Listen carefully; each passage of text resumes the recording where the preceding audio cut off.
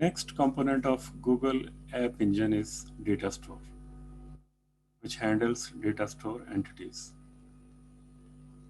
There are many scalable web applications those use separate system for handling web requests and for storing data.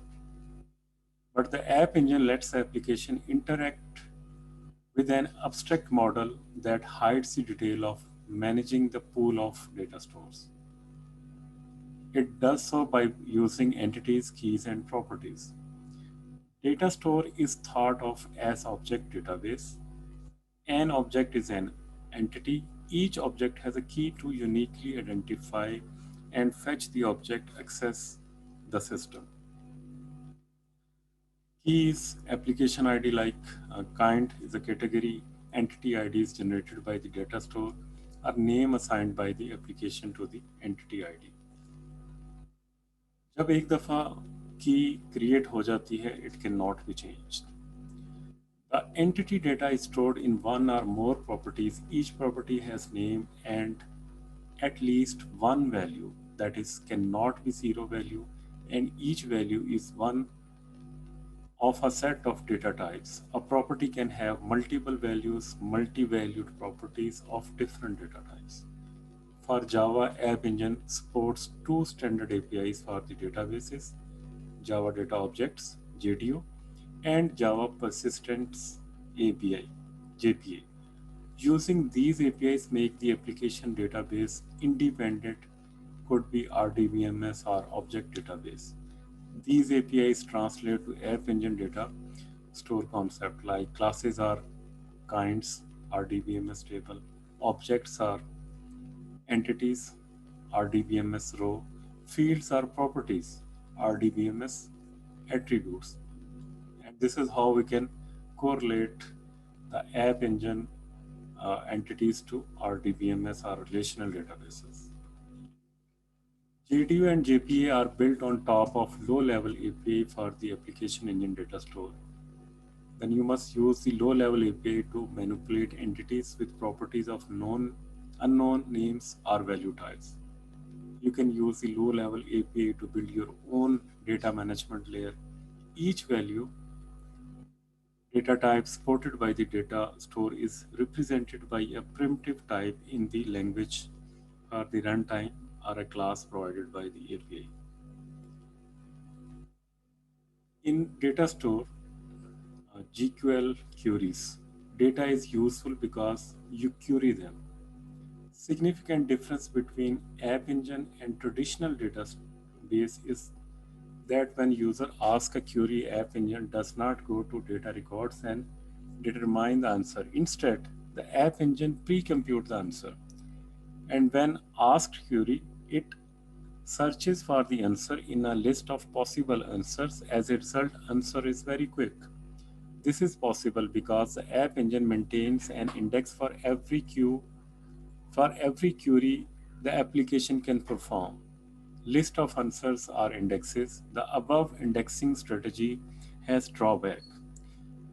The data store's built-in query engine is weak compared to RDBMS and is not suitable for sophisticated data processing but is rather adequate for web application. That is, calculate the answer to known questions when the data is written, so query response would be fast.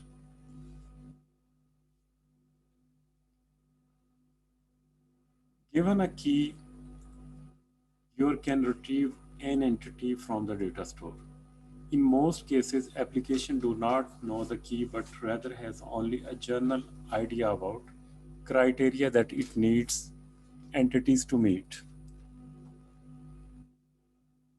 To extract such entities, a query includes the kind of entities to query, zero or more filters, criteria that property values must meet for an entity to be returned, zero or more sort orders that determine the order in which results are returned based on property values. A query based on property values can only return entries of a single kind. It is also possible to perform limited set of queries on entities, regardless of kind.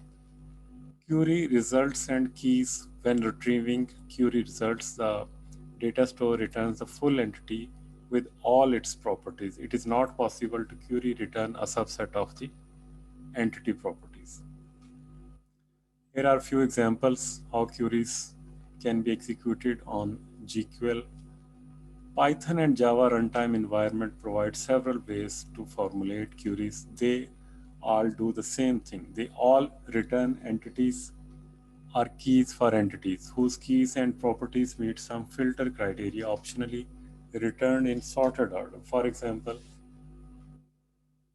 if you want to select a player based on some criteria, we can write the query like this. Select static from player where level is greater than 5 and level is less than 20. Order by level, ascending, score descending. The above query retrieves all players' entities whose level property is an integer between 5 and 20, sorted by level in ascending order, then the score by in descending order. From the administrative console, you can use GQL to browse the contents of the data store. The Java Query API, if you are using JPA or JDO API, you will use the query facilities of those interfaces to perform data store queries. For example, import from google.appengine.api.datastore.datastore service. So this is the import APIs. You need to import these APIs in your program. Then you need to implement data store service, db data store service factory.get data store service. And here is the query queue, new query book. Book is the name of the kind. Q.add filter, copyright here, query filter operator dot less than or equal to 1950, q.add sort title. Prepare query where pq is ds.property q. For entity result, pq as ASL string title result.get property title. So in this way, we can run queries in GQL, and these queries are different from relational database. With web application, number of users access update data concurrently needs transaction to maintain data consistently and perform multiple operations automatically. Web applications are at odds with transactions.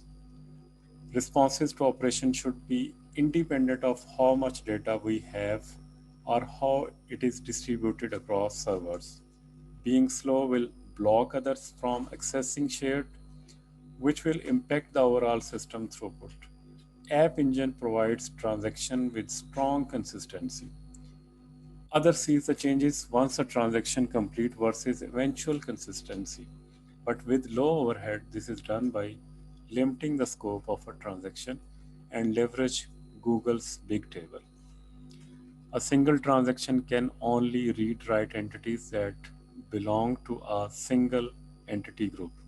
Every entity belongs to a single entity group. Default is group of your own. When an entity is created, it is assigned to an entity group permanently. With concurrent transaction, data store treats each group independently when applying concurrent transactions. Two transactions using different groups can execute independently without harm, maximizing throughput.